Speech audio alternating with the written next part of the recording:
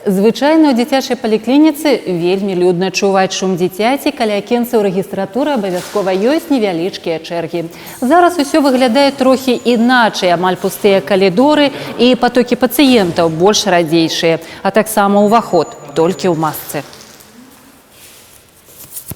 Правіла маскі дзейнічае для ўсіх. На ўваходзе наведвальнікам вымяраюць тэмпературу. Дзеля бяспекі пацыентаў і медыцынскага персаналу ва ўстанове аховы здароўя уведзены шэраг прафілактычных мер і нават некаторых часовых абмежаванняў. Коронавирусная инфекция, у нас ограничены профилактические осмотры, профилактические прививки, реабилитационные мероприятия, ну и также отменены физиопроцедуры. Тем не менее, я хочу сказать, что не полностью остановлены профилактические мероприятия.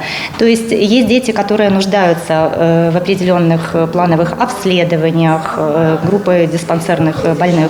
Вот. Мы можем обеспечить им данные осмотры и определенные обследования. То есть все вот эти мероприятия мы можем проводить в так называемой чистой зоне. Напрыклад, вакцынацыя даступна пры рашэнні бацькоў і адсутнасці супрацьпаказанняў. Праўда, прайсці яе можна выключна ў той самай здаровай зоне, персанал якой не кантактуе з іншымі аддзяленнямі. Яшчэ ў гэтай зоне можна атрымаць неабходную даведку для садка, школы ці паступлення.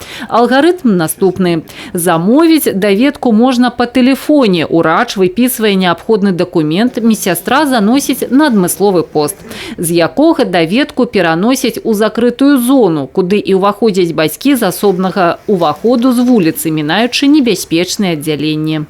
Для школы нужна была справка, позвонила врачу, она сказала, можно прийти, взять справку. Мне удобно, не нужно в очереди стоять.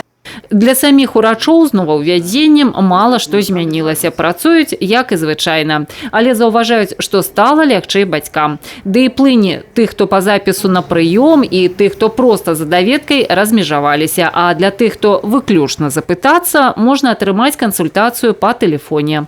Каждому ребенку подходим индивидуально, поэтому с кем-то нам нужно будет где-то поговорить, встретиться, где-то осмотреть ребенка, кому-то где-то и как в заочной форме те же сделать оформление. Для оформления в те же детские сады, в школу, вот как сейчас шестилетки у нас идут, либо на оформление при поступлении не обязательно, что присутствие надо ребенка, его осмотры. То есть мы уже пишем справочку на основании тех данных, которые у нас имеются в амбулаторной карте ребенка, которые были осмотрены, те же проведены еще ранее. Урачы паліклінікі паўтараюць пра неабходнасць прытрымлівацца агульна распрацаваных мер прафілактыкі і аховы здароўя ў гэты перыяд.